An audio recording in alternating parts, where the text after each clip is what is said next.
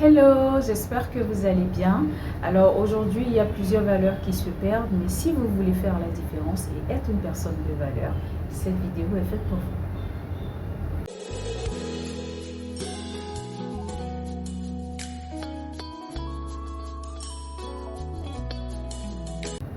Alors la toute première qualité pour être une personne de valeur, c'est la maîtrise de soi. La maîtrise de soi suppose que l'homme est une personne posée, une personne réfléchie, une personne pondérée, une personne qui a de la retenue, autant pour parler que pour réagir. Alors, une personne qui a la maîtrise de soi va être calme et sereine, peu importe les circonstances, peu importe la situation. Alors, ce n'est pas facile, c'est quelque chose qui se travaille au quotidien, mais dès que vous arrivez à ce résultat, à être vraiment maître de vous-même, de vos émotions, de vos paroles, que l'environnement, ce n'est plus l'environnement qui vous impacte, alors là, vous avez tout gagné. La deuxième qualité à avoir pour être une personne de valeur, c'est être courtois. Parler poliment, répondre poliment, montrer qu'on a de l'éducation, d'accord? Et cela suppose qu'on a le vocabulaire adéquat. Ça passe par des petites formules comme bonjour, bonsoir, merci, s'il vous plaît, s'il te plaît. Cela suppose également que qu'on a le bon comportement. Par exemple, quand vous abordez une personne dans la rue pour poser une question, pour demander votre chemin, etc., avant d'aborder cette personne, vous allez d'abord dire bonjour, ensuite vous allez vous voyez cette personne. Aujourd'hui, le tutoiement est de mise, on tutoie tout le monde au premier abord. Donc, quand vous ne connaissez pas quelqu'un, vous voyez cette personne au premier abord. Voilà, si la personne vous demande, vous dit, ben non, vous pouvez me tutoyer, alors là, il n'y a pas de problème. Mais quand on ne connaît pas quelqu'un, on la voit, au moins pour le premier contact. Voilà. La troisième qualité, c'est savoir écouter. Alors, quand une personne vous parle, soyez présent de corps, mais aussi d'esprit. Gardez votre esprit ouvert, ne coupez pas la parole,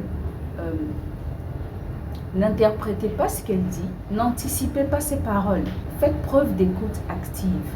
Cela suppose que vous participez à la conversation. Même si c'est une personne qui se confie à vous, vous pouvez faire preuve d'écoute active. Vous n'allez pas juste rester comme ça. À un moment donné, la personne va vous demander coucou, t'es là, est-ce que tu me suis? Donc, faire preuve d'écoute active, c'est ponctuer, on va dire, les propos de la personne. Ok, d'accord, oui, je comprends. Ah bon? Ou alors demander une explication brève. Attends, excuse-moi, si j'ai bien compris, tu as dit ci, tu as dit ça, tu as dit ci. Est-ce que c'est bien ça? Oui, ok, d'accord, très bien, tu peux continuer. Donc, montrer à la personne qu'on est là, en fait, avec elle et qu'on l'écoute réellement. On n'écoute pas pour répondre tout de suite, on n'écoute pas et pendant que l'autre personne est en train de parler, on se dit, ok, quelle est la bonne réponse que je dois donner? Non, non, non, on est juste là, on écoute, d'accord? Et après, bah, on peut répondre. Alors, savoir écouter suppose également qu'on est attentif. On est attentif à ce que la personne nous dit. Si c'est une personne qui se confie, l'attention est d'autant plus de mise. Si c'est par exemple pendant une réunion, voilà, vous avez besoin d'être attentif afin de comprendre ce qui se dit dans cette réunion, dans cette conférence, dans ce séminaire, etc. Voilà. Donc, peu importe la situation dans laquelle vous devez faire preuve d'écoute, vous devez être attentif, être là de corps et d'esprit. Voilà.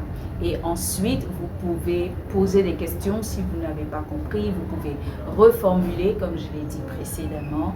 Et après cela, vous pouvez prendre quelques secondes, d'accord, de silence, de réflexion avant de répondre ou de parler voilà, à cette personne-là. La quatrième qualité, c'est être lent à s'énerver. Alors, aujourd'hui, on dirait que tout le monde est susceptible. tout le monde est énervé, tout le monde est vénère, comme on dit. Pourtant, la colère est une très mauvaise énergie. La colère ne fait rien de bon. Alors, je me souviens, j'écoutais un youtubeur qui racontait son expérience avec la colère. Il était au restaurant avec sa copine et là, il a explosé, d'accord, de colère. Et la copine, elle a fondu en sanglots et elle a rétorqué en criant dans tout le restaurant: tu es une méchante personne. Et elle l'a planté là et elle est partie. Et à son tour, il a été vraiment choqué parce que tout le monde dans le restaurant s'est retourné pour le regarder du style non mais franchement quoi. Vous comprenez. Donc voilà, la colère, franchement, c'est quelque chose de très mauvais. Et ce youtubeur témoignait également que à partir de ce moment-là, il a travaillé sur lui pour ne plus être une personne colérique, une personne susceptible. Et ça s'est remarqué également dans son environnement de travail, parce que figurez-vous que c'est un entrepreneur, donc imaginez un peu comment est-ce qu'il parle à ses collaborateurs, quoi, vous comprenez.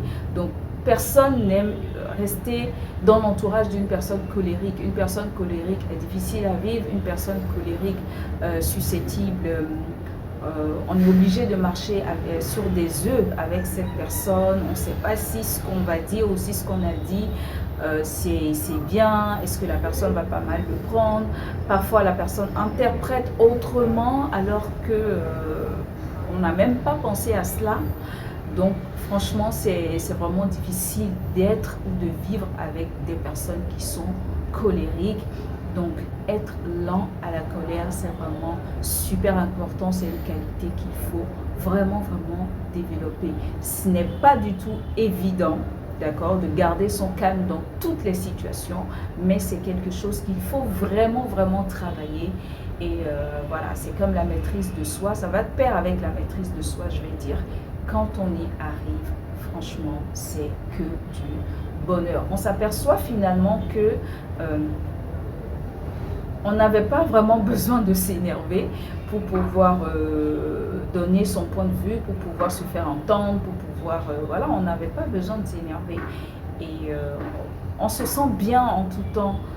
Parce que la colère aussi, c'est quelque chose, c'est une énergie qui vient... C'est comme un feu en fait qui vient vous dévorer. On bouillonne quand on est en colère, on bouillonne à l'intérieur et cela ne nous fait pas du tout de bien. La cinquième qualité, c'est avoir de l'empathie.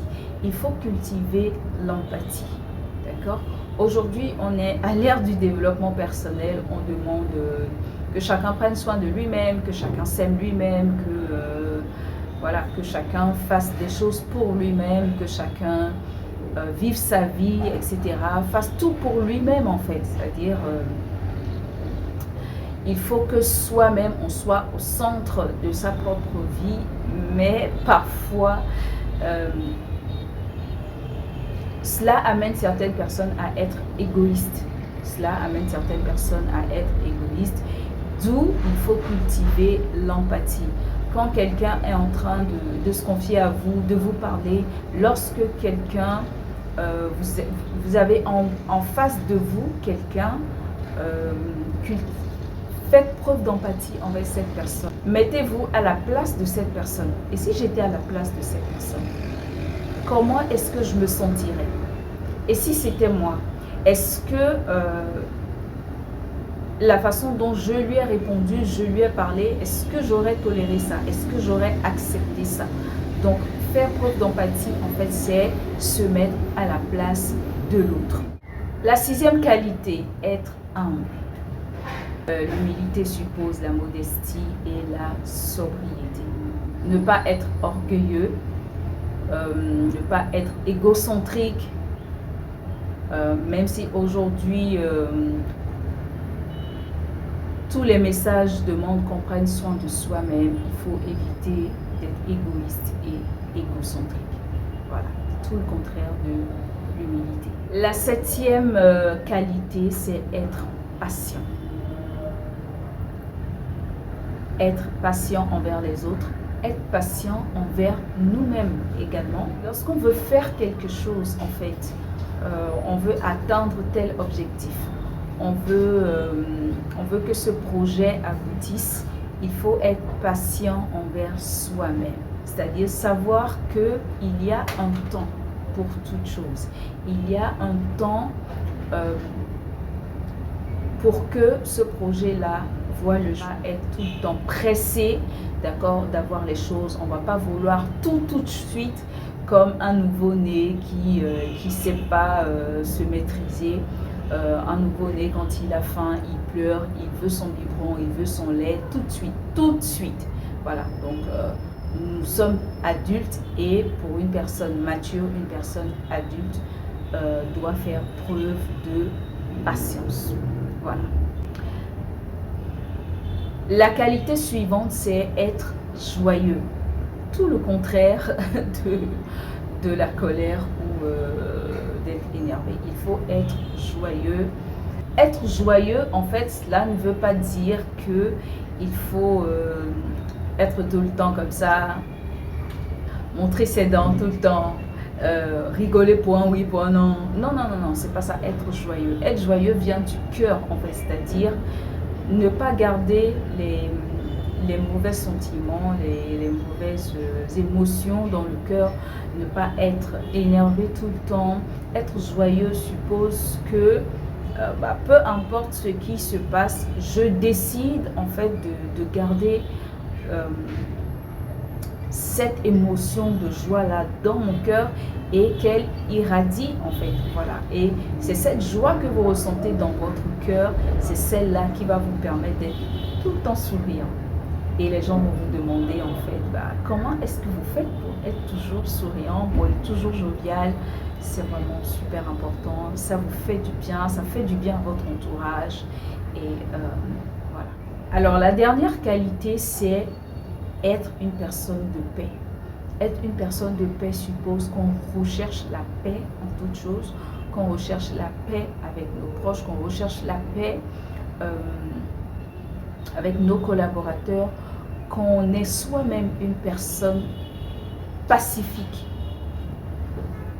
Voilà, une personne qui, tout le contraire des personnes qui aiment les disputes, tout le contraire des personnes qui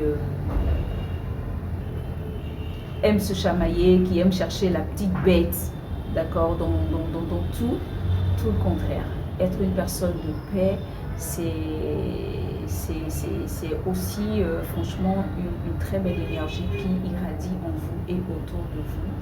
Et quand vous êtes une personne de paix, une personne joyeuse, et vous attirez naturellement également des personnes comme vous. Vous attirez naturellement des personnes qui ont besoin de cette énergie-là pour eux en fait. Et vous pouvez donner de la joie, vous pouvez donner de la paix, d'accord, pour guérir les autres afin qu'ils se sentent bien, tout simplement. Sur ce, cette vidéo est terminée. J'espère qu'elle vous aura édifié. Prenez soin de vous et que Dieu vous garde. Bye!